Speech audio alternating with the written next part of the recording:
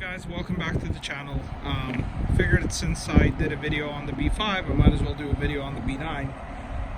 And today I just want to take you through the car and tell you everything about it in terms of performance. I'd like to skip over the cosmetics if that's okay. If you have any questions about the cosmetics, you can drop them in the comments and I'll be more than glad to answer them. Basically, this car just got featured on the Smoking Tires one take, so I was waiting for that video before I did anything like this for it. But it's a bit of a piece of controversy, which is kind of funny, and I'll touch on that in just a second. But since I'm on front of the car, I just want to take you through the front and explain everything I've done to it to basically make it what it is. I know it's not what people expect an Audi A4 to do, but I'd like to tell you everything about it anyways, and hopefully, some of you have been viewing the videos through this journey, all the changes, everything I've done, and logged on a video into YouTube.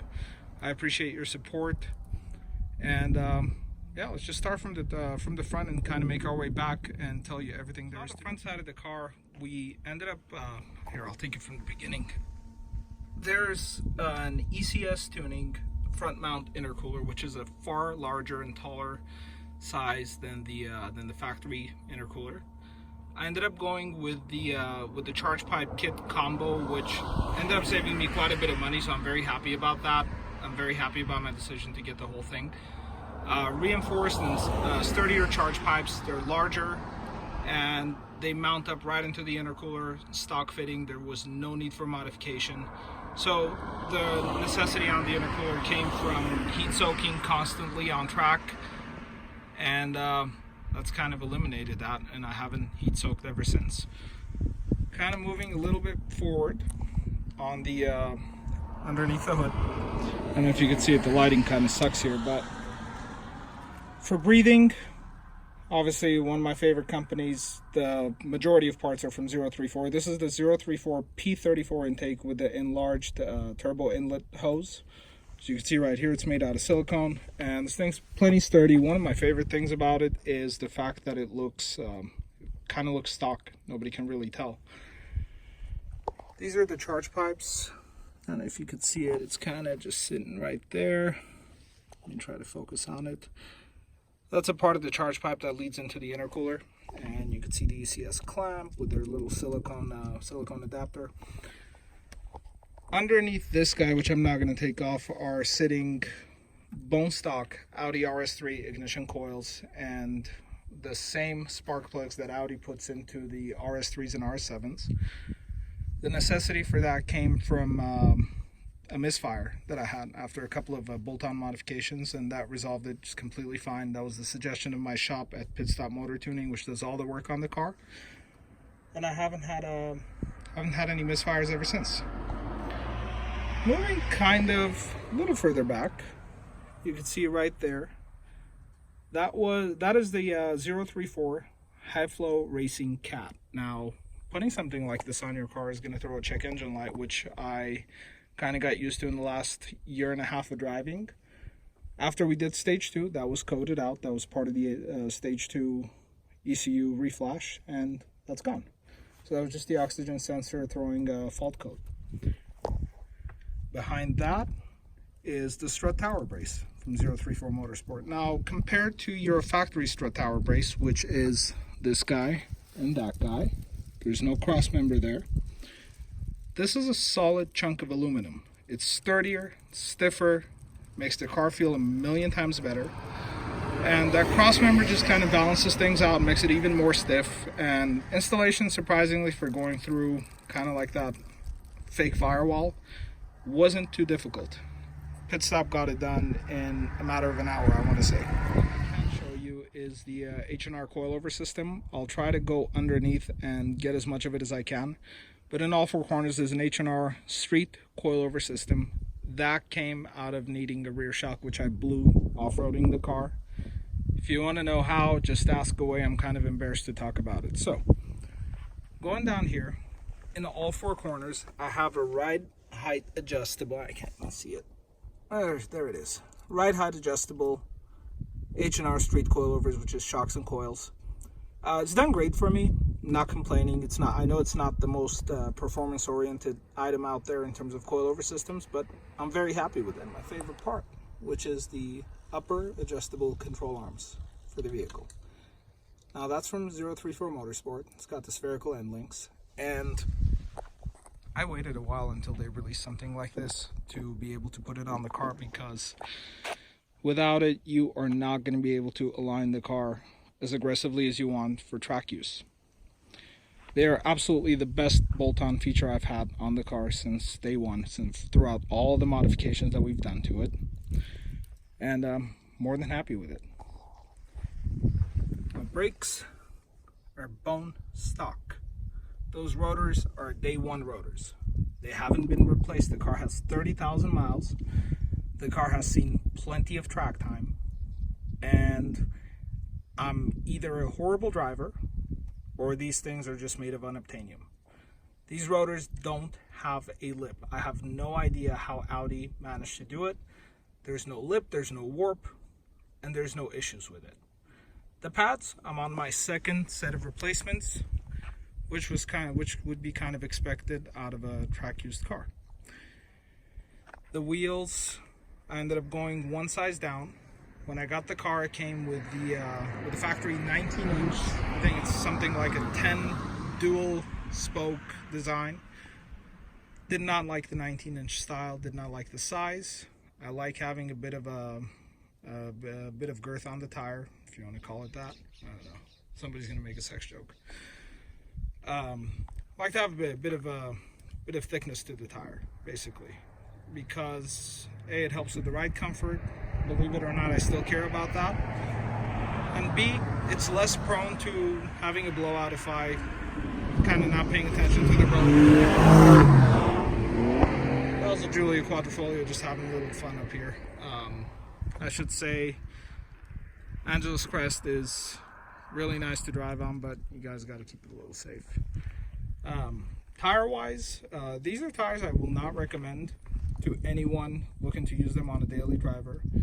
They are fantastic R compounds. They've been holding the corners so well, but they don't know how to hold rain. And I almost crashed, not knowing about it, in a little bit of LA rain. And this is the reason why the car only comes out once a week, maybe once every 2 weeks for the street use. I just take it to work on Sundays, and the rest of the time it spends in the garage. Might come out with me once or twice, you know, just to come out and have some fun on a road like this with a lot of noise. But yeah, they're fantastic tires, and they're not out of an affordable range. And I kind of skipped over from the front to the back. There's a few things in the middle, things that I'm not going to be able to show you, like the 034 street density transmission mount and the insert that goes with it, as well as the front sway bar, which even if we put it up on a lift, it would be tough to see because we'd have to take some covers off. But the front sway bar is part of the track pack from 034, and I've paired it up with the spherical end links that they provide. Just make it a bit of a stiffer ride and make it rotate better into corners. In the middle, I think I already touched on the transmission mount and insert. Towards the back, we did reinforce the rear subframe with the subframe bushings from 034 Motorsport and the differential carrier bushings from 034 Motorsport. It's kind of cool. One of the bushings looks like Yoda's head, which, you know, by default makes it my favorite part looks-wise. The rear has the track package sway bar, just like the front, 034 Motorsport, paired with the spherical end links. And as far as alignment goes, the car is running a very aggressive camber setup for the front and the back, both negative, about negative 2.9 in the front and negative 2.3, 2.4 in the rear. It has been aligned 3 times, once when it was corner balanced with the H&R coilovers, and then again from 034 Motorsport and West End did a second alignment to get the camber dialed in to make sure that the car can take the corners as a sports car should. I know it's not a race car, but it's my track toy. Anyways, moving on to the back, I did pair the HFC to the AWE track exhaust, which is the non-resonated variant for the A4s. To answer a question for anybody who owns a manual car, it fits just fine. There is no fitment issues between a manual car and an automatic car, as far as the exhaust goes anyways. So if you're looking for an exhaust, seemingly the AWE should have no issues. You don't need to ask, just get it and put it on. Went with the black tips for the exhaust, which isn't performance, so I'm just going to skip over that. And then as far as software goes, the car is running the 034 Stage 2 development software, which isn't out yet. We are testing as much as we can. The guys up there tested on their local tracks on a DSG car, and I tested on my car at my local tracks on a manual car. For you manual owners, whether it's 034 or a competitor, be very careful what you do to your tune, because if you're putting too much torque, your clutch may not handle it. I drive the car in comfort mode because the clutch only slips in 5th and 6th gears under low RPM boost. In dynamic mode, the clutch slips as little as 3rd gear in even mid-range motor speed and boost. So be very careful what you do, especially if you have a manual car. There is no real performance clutch that can handle a higher level of torque made for these cars just yet. I do have a clutch on order, and I am waiting to send it out to I think South Bend for them to reinforce it for holding a little bit more power. And then finally, the last piece of performance, and this is the most controversial, is this big wing. As ridiculous as it may look, it serves a purpose. Now, the car is nowhere near low enough to be able to create all kinds of downforces necessary for a very sticky track situation. The wing came from me almost losing control, almost lifting the rear end, taking corner number 7 on Big Willow at the better part of 130 miles an hour.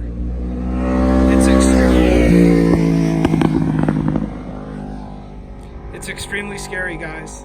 I know it looks stupid. I know it's not what a German sedan is supposed to look like. I'm not happy with the looks. I'm happy with what it does. The 150 pounds of the extra downforce that creates for me, which is probably a conservative number, makes a huge difference. That rear diffuser is all look.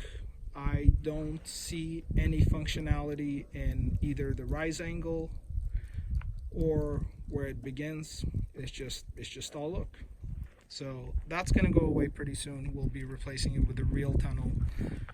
Nothing that narrow. We'll probably go wide in the middle, narrow around the exhaust, and probably start it up just after the rear of the tire.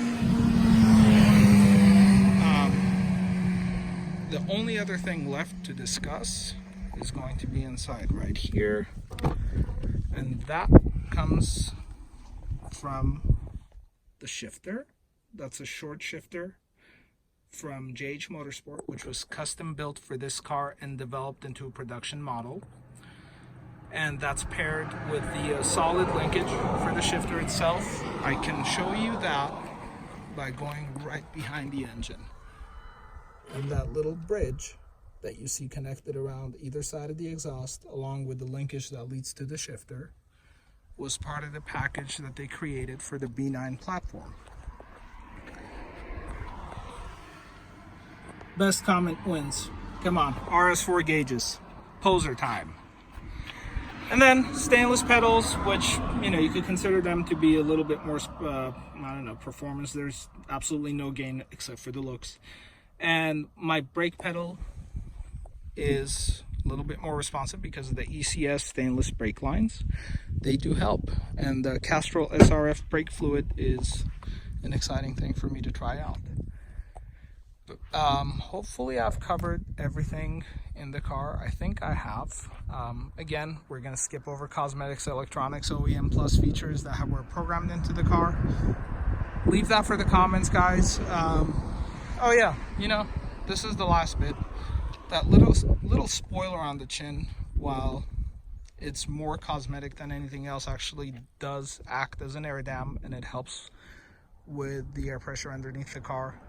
It helps direct faster air underneath the car, which, you know, if you pair it with the right diffuser, it'll make a difference. And when I say right diffuser, I'm talking about a functional diffuser. Anyways, I think that's it for performance bits on the car, and I'm just going to leave it at that.